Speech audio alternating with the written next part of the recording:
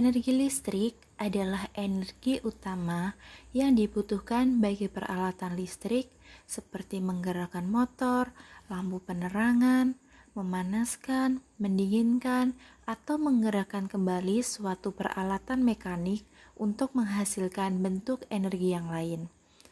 Energi yang dihasilkan dapat berasal dari berbagai sumber seperti air, minyak, batu bara, angin, panas bumi, nuklir, matahari, dan yang lainnya. Lalu, apakah kita pernah bertanya-tanya, dari mana datangnya listrik? Listrik berasal dari sumber energi listrik, yaitu semua yang ada di sekitar kita yang dapat menghasilkan listrik. Secara garis besar, sumber energi listrik dikelompokkan menjadi dua bagian, yakni energi fosil dan energi terbarukan. Bahan bakar fosil merupakan sumber energi utama yang digunakan saat ini. Akan tetapi, bila digunakan secara berlebihan, akan menyebabkan masalah lingkungan serius, misalnya polusi udara. Pada saat proses pembakaran, bahan bakar fosil akan melepaskan gas karbon dioksida, nitrogen dioksida, sulfur dioksida, karbon monoksida, dan zat lainnya yang dapat menimbulkan pencemaran lingkungan. Bahan bakar yang berasal dari fosil yang pertama adalah minyak bumi. Minyak bumi berbentuk cairan kental berwarna coklat gelap dan kehijauan, serta mempunyai sifat yang mudah terbakar. Cairan ini sering disebut sebagai emas hitam yang berada di lapisan atas dari sebagian area di kerak bumi. Bahan kimia yang terdapat pada minyak bumi adalah berbagai hidrokarbon yang sebagian besar dari seri alkana dengan berbagai varian tampilan, komposisi, dan kemurnian. Yang kedua adalah batu bara, merupakan batuan yang dapat dibakar karena terbentuk dari endapan organik sisa tumbuhan yang selanjutnya dibentuk melalui proses pembatubaraan. Unsur kimia yang terdapat dalam batu bara ini adalah hidrogen, oksigen, dan karbon. Pembentukan fosil ini menjadi energi melalui proses yang sangat lama, dengan mendapatkan pengaruh dari gesekan panas bumi dan tekanan udara lainnya. Batu bara sendiri dikelompokkan menjadi dua bagian, yakni batu bara dengan pertambangan terbuka dan pertambangan darat. Batu bara juga dijadikan sebagai sumber energi listrik, misalnya pembangkit listrik tenaga uap atau PLTU melalui proses peleburan dan industri pembangkit listrik tenaga gas batu bara atau PLTGB. Yang ketiga adalah gas alam. Gas alam atau biasa disebut dengan gas rawa umumnya ditemukan di bawah tanah bersamaan dengan minyak bumi dan batu bara. Akan tetapi, terkadang terjadi dengan dipompa melalui pipa. Setelah dipompa keluar, diangkut ke tempat penyimpanan atau digunakan untuk keperluan rumah tangga. Energi terbarukan dapat dimanfaatkan secara terus-menerus. Sumber energi ini dapat dipulihkan kembali, lebih ramah lingkungan, aman, dan lebih terjangkau masyarakat luas. Saat ini, pemerintah terus berupaya mengurangi sumber energi fosil ke energi terbarukan. Selain cadangannya yang terus menipis, penggunaan energi terbarukan lebih ramah lingkungan dan mampu mengurangi terjadinya pencemaran lingkungan dibandingkan dengan energi non-terbarukan. Saat ini, terdapat beberapa sumber energi terbarukan. Yang pertama adalah panas bumi. Panas bumi atau geotermal merupakan sumber energi terbarukan berupa termal atau panas yang dihasilkan dan disimpan dalam bumi.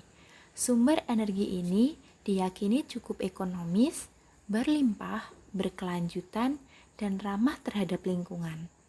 Akan tetapi saat ini pemanfaatan energi panas bumi masih terkendala pada teknologi eksploitasi yang hanya dapat menjangkau di sekitar lempeng tektonik.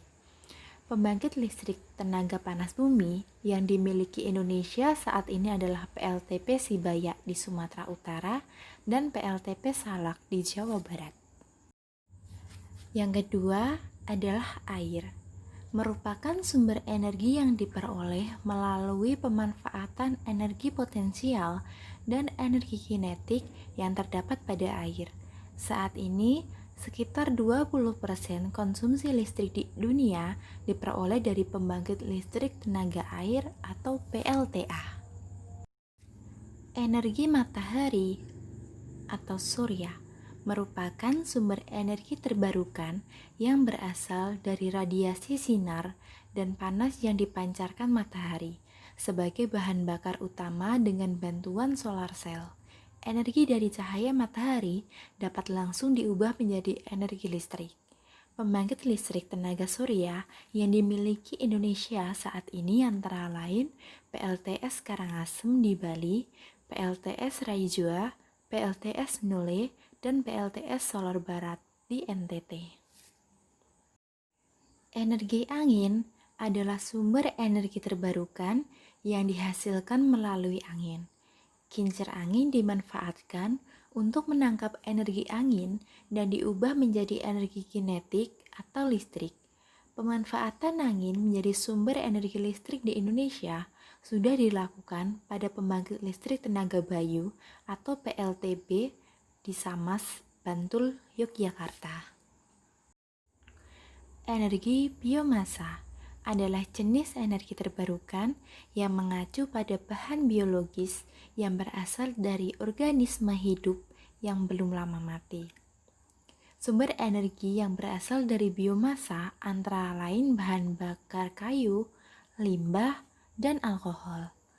Pembangkit listrik berbahan biomasa yang dimanfaatkan di Indonesia berada di Gorontalo, yaitu PLTM Pulubala, dengan memanfaatkan tongkol jagung. Setelah kita mengetahui dari mana sumber listrik itu dihasilkan, jadi mengapa kita harus menghemat energi listrik? Di Indonesia, permintaan listrik terus meningkat seiring berkembangnya teknologi, tetapi permintaan yang tinggi tidak seimbang dengan pasokan listrik yang dihasilkan oleh pembangkit listrik. Hal ini mengakibatkan beberapa daerah terdampak menjadi tidak kebagian listrik. Banyak dari kita yang sudah bisa menikmati listrik, tapi tidak menggunakannya dengan bijak. Boros tanpa menyadari, sebenarnya masih ada orang-orang yang kesulitan untuk menyalakan lampu di malam hari. Lalu, bagaimana langkah-langkah yang bisa kita ambil dalam menghemat listrik?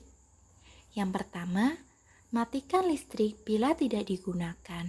Misalnya, mematikan lampu pada siang hari. Pada siang hari, cahaya matahari sudah menerangi ruangan, maka lampu tidak perlu digunakan. Mencabut kabel dari stop kontak bila benda yang digunakan tidak terpakai lagi. Alat elektronik akan terus menyerap listrik jika stop kontak dan kabel tetap terpasang. Yang paling sering terlupakan adalah charger handphone, televisi, dan komputer. Mencuci dengan manual.